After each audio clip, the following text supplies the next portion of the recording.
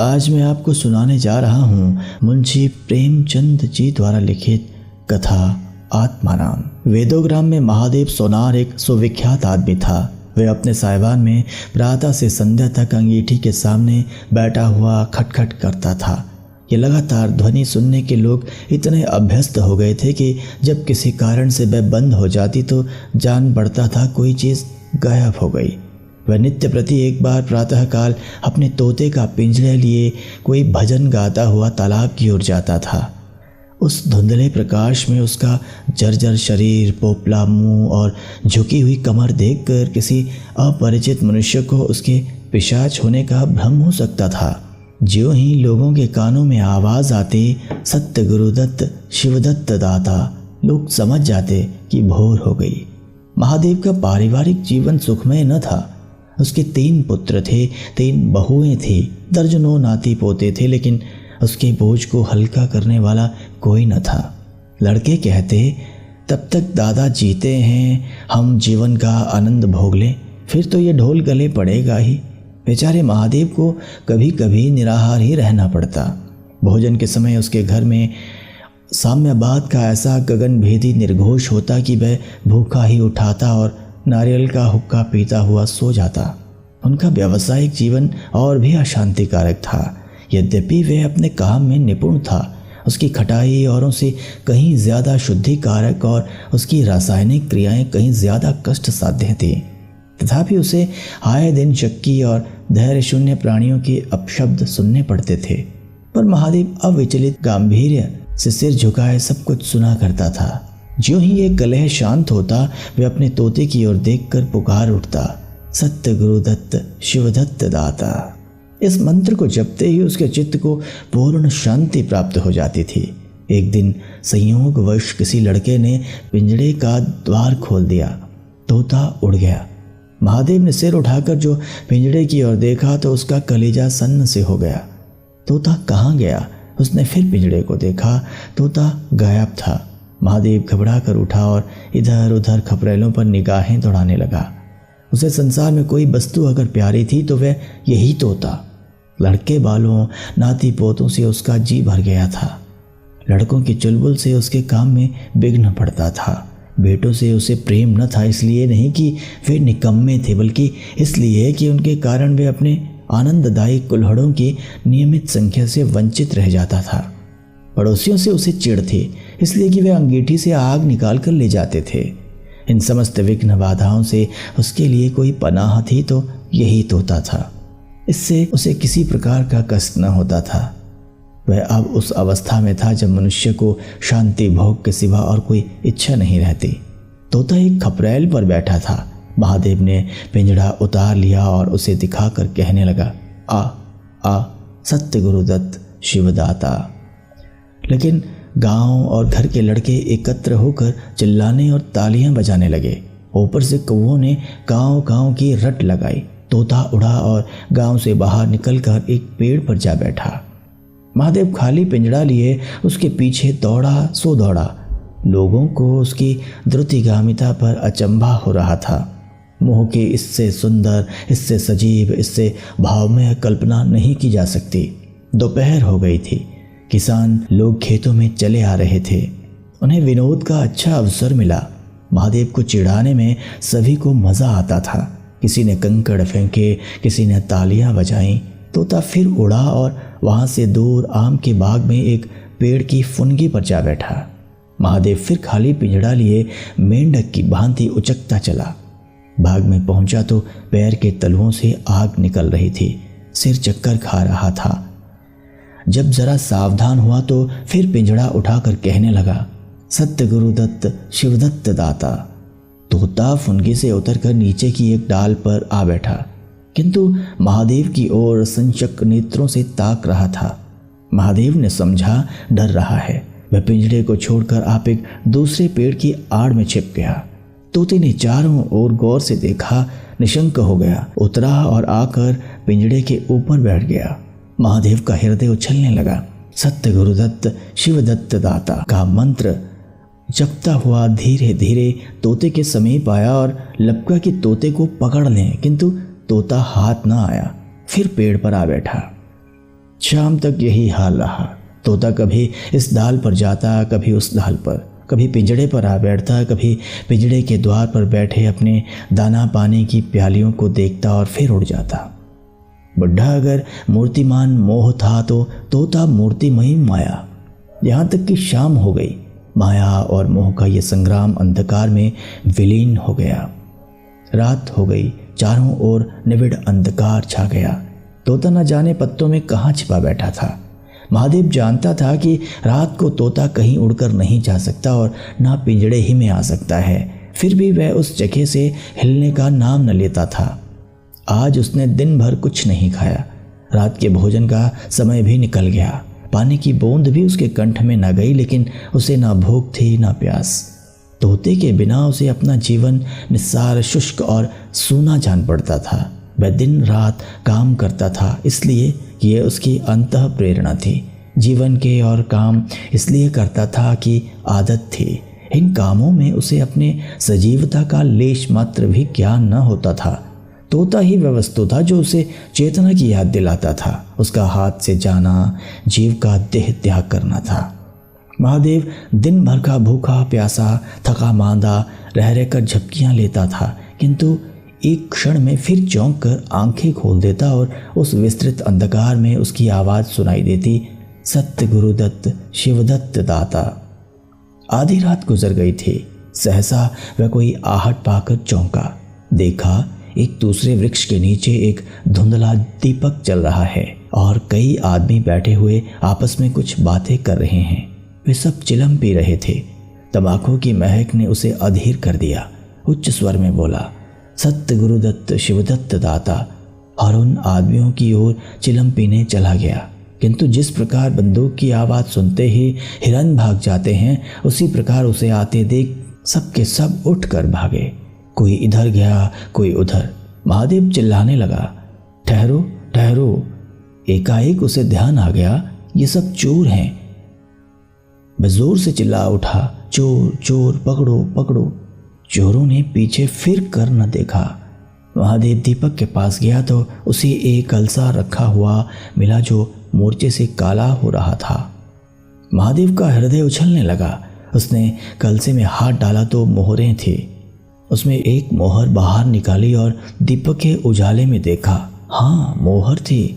उसने तुरंत कलसा उठा लिया और दीपक बुझा दिया और पेड़ के नीचे छिपकर बैठा रहा। साहसी चोर बन गया। फिर उसे शंका हुई, ऐसा ना हो चोर लौट आए और मुझे अकेला देखकर मोहरें छीन लें। उसने कुछ मोहर कमर में बांधी, फिर एक सूखी लकड़ी से जमीन की मिट्टी हटाकर कई गड्ढे बनाए और उन्हें मोहरों से भरकर मिट्टी से ढक दिया। महादेव के अंतर नेत्रों के सामने अब एक दूसरा जगत था, चिंताओं और कल्पना से परिपूर्ण। यद्यपि अभी कोष के हाथ से निकल जाने का भय था, पर अभिलाषाओं ने अपना काम शुरू कर दिया। एक पक्का मकान बन गया। सराफे की एक भारी दुकान खुल गई। निज संबंधियों से फिर नाता जुड़ गया। विलास की सामग्रियां एकत्रित हो गई। तब तीर्थ यात्रा करने चले और वहां से लौटकर बड़े समारोह से यज्ञ ब्रह्मभोज हुआ। इसके पश्चात एक शिवालय और कुआं बन गया। एक बाग भी लग गया और वह नित्य प्रति कथा पुराण सुनने लगा। साधु संतों का आदर सत्कार होने लगा। अकस्मात उसे ध्यान आया, कहीं चोर आ जाए तो मैं भागूंगा क्यों कर। उसने परीक्षा करने के लिए कलसा उठाया और 200 पग तक बेतहाशा भागता हुआ चला गया। जान पड़ता था उसके पैरों में पर लग गए हैं। चिंता शांत हो गई। इन्हीं कल्पनाओं में रात व्यतीत हो गई। उषा का आगमन हुआ। हवा जागी, चिड़िया गाने लगे। सहसा महादेव के कानों में आवाज आई, सत्य गुरुदत्त शिवदत्त दाता। राम के चरण में चित्त लगा। ये बोल सदैव महादेव की जीवा पर रहता था। दिन में सहस्रों ही बार ये शब्द उसके मुंह से निकलते थे, पर उनका धार्मिक भाव कभी भी उसके अंतःकरण को स्पष्ट न करता था। जैसे किसी बाजे से राग निकलता है, उसी प्रकार उसके मुंह से ये बोल निकलता था, निरर्थक और प्रभाव शून्य। तब उसका हृदय रूपी वृक्ष पत्र पल्लव विहीन था। यह निर्मल वायु उसे गुंजरित न कर सकती थी, पर अब उस वृक्ष में कोंपलें और शाखाएं निकल आई थी। इन वायु प्रवाह से झूम उठा, गुंजित हो गया। अरुणोदय का समय था। प्रकृति एक अनुराग में प्रकाश में डूबी हुई थी। उसी समय तोता पैरों को जोड़े हुए ऊंची डाल से उतरा, जैसे आकाश से कोई तारा टूटे, और आकर पिंजड़े में बैठ गया। महादेव प्रफुल्लित होकर दौड़ा और पिंजड़े को उठाकर बोला, आओ आत्माराम, तुमने कष्ट तो बहुत दिया पर मेरा जीवन भी सफल कर दिया। अब तुम्हें चांदी के पिंजड़े में रखूंगा और सोने से मढ़ दूंगा। उसके रोम रोम से परमात्मा के गुणानुवाद की ध्वनि निकलने लगी। प्रभु, तुम कितने दयावान हो। ये तुम्हारा असीम वात्सल्य है, नहीं तो मुझ पापी पतित प्राणी कब इस कृपा के योग्य था। इस पवित्र भावों से आत्मा विनहल हो गई। वह अनुरक्त होकर कह उठा, सत्य गुरुदत्त शिवदत्त दाता, राम के चरण में चित्त लागा। उसने एक हाथ में पिंजरा लटकाया, बगल में कलसा दबाया और घर चला। महादेव घर पहुंचा तो अभी कुछ अंधेरा था। रास्ते में एक कुत्ते के सिवा और किसी से भेंट न हुई, और कुत्ते को मोहरों से विशेष प्रेम नहीं होता। उसने कलसे को एक नाद में छिपा दिया और कोयले से अच्छी तरह ढककर अपनी कोठरी में रखाया। जब दिन निकल आया तो वह सीधे पुरोहित के घर पहुंचा। पुरोहित पूजा पर बैठे सोच रहे थे। कल ही मुकदमे की पेशी है और अभी तक हाथ में कौड़ी भी नहीं। यजमानों में कोई सौस भी लेता। इतने में महादेव ने पायल आंगन के। पंडित जी ने मुंह फेर लिया। ये अमंगल मूर्ति कहाँ से आ पहुंची मालूम नहीं, दाना भी मयस्सर होगा या नहीं। रुष्ट होकर पूछा, क्या है जी, क्या कहते हो? जानते नहीं हम इस समय पूजा कर रहे हैं? महादेव ने कहा, महाराज, आज मेरे यहाँ सत्यनारायण की कथा है। पुरोहित जी विस्मित हो गए। कानों पर विश्वास न हुआ। महादेव के घर कथा का होना उतनी ही असाधारण घटना थी जितने अपने घर से किसी भिखारी के लिए भीख निकालना। पूछा, आज क्या है? महादेव बोला, कुछ नहीं, ऐसी इच्छा हुई कि आज भगवान की कथा सुन लूं। प्रभात से ही तैयारी होने लगी। वेदों के निकटवर्ती गांव में सुपारी फिरी। कथा के उपरांत भोज का भी न्योता था। जो सुनता आश्चर्य करता, आज रेत में दूब कैसे जमी। संध्या समय जब सब लोग जमा हो और पंडित जी अपने सिंहासन पर विराजमान हुए तो महादेव खड़ा होकर उच्च स्वर में बोला, भाइयों, मेरी सारी उम्र छल कपट में कट गई। मैंने न जाने कितने आदमियों को दगा दिए, कितने खरे को खोटा किया, पर अब भगवान ने मुझ पर दया की है। वह मेरे मुंह की कालिक को मिटाना चाहते हैं। मैं आप सब भाइयों से ललकार कर कहता हूँ, जिसका मेरे जिम्मे जो कुछ निकलता है, जिसकी जमा मैंने मार ली हो, जिसके चोखे माल का खोटा कर दिया हो, वह आकर अपनी एक एक कौड़ी चुका ले। अगर कोई यहाँ ना आ सका हो तो आप लोग उससे जाकर कह दीजिए, कल से 1 महीने तक जब जी चाहे आए और अपना हिसाब चुकता कर ले। गवाही साखी का काम नहीं। सब लोग सन्नाटे में आ गए। कोई मार्मिक भाव से सिर हिलाकर बोला, हम कहते न थे?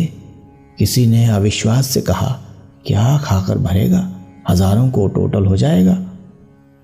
एक ठाकुर ने ठठोली की और जो लोग सुरधाम चले गए। महादेव ने उत्तर दिया, उसके घर वाले तो होंगे, किंतु इस समय लोगों को वसूली की इतनी इच्छा न थी जितनी यह जानने की कि इसे इतना धन मिला कहाँ से। किसी को महादेव के पास आने का साहस ना हुआ। देहात के आदमी थे, गड़े मुर्दे उखाड़ना क्या जाने। फिर प्रायः लोगों को याद भी न था कि उन्हें महादेव से क्या पाना है, और ऐसे पवित्र अवसर पर भूल चूक हो जाने का भय उनका मुंह बंद किए हुए था। सबसे बड़ी बात यह थी कि महादेव की साधुता ने उन्हें वशीभूत कर लिया था। अचानक पुरोहित जी बोले, तुम्हें याद है मैंने एक कंठा बनाने के लिए सोना दिया था, तुमने कई माशे तौल में उड़ा दिए थे। महादेव, हाँ याद है। आपका कितना नुकसान हुआ होगा? पुरोहित, 50 रुपए से कम ना होगा। महादेव ने कमर से 2 मोहरें निकाली और पुरोहित जी के सामने रख दी। पुरोहित जी की लोलुपता पर टिक्काएं होने लगी। ये बेईमानी है। बहुत हो तो 2-4 रुपए का नुकसान हुआ होगा। बेचारे से 50 रुपए ऐंठ लिए। नारायण का भी डर नहीं। बनने को पंडित पर नियत ऐसी खराब। राम राम। लोगों को महादेव पर एक श्रद्धा सी हो गई। 1 घंटा बीत गया पर उन सहस्रों मनुष्यों में से एक भी खड़ा ना हुआ। तब महादेव ने फिर कहा, मालूम होता है आप लोग अपना अपना हिसाब भूल गए हैं, इसलिए आज कथा होने दीजिए, मैं 1 महीने तक आपकी राह देखूंगा।